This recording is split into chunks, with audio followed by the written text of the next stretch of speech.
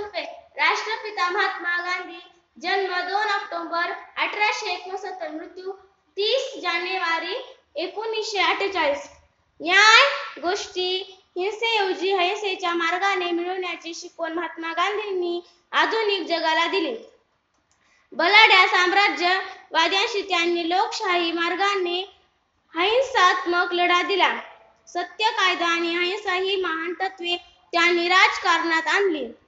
मिठाचा सत्याग्रह करून त्यांनी स्वातंत्र्य हे भारतीयांचे ध्येय जन्मापर्यंत पोहोचविले.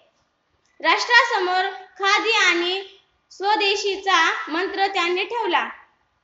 सत्याग्रह, सविनय, कायदेभंग, निशस्त्र प्रतिकार, अहिंसाकरिता अशी नवी साधने शोधून त्यांनी स्वातंत्र्याच्या चळवळीत पुरुष, स्त्रिया आणि मुलांनाही सहभागी करून घेतले आणि देश स्वतंत्र झाला.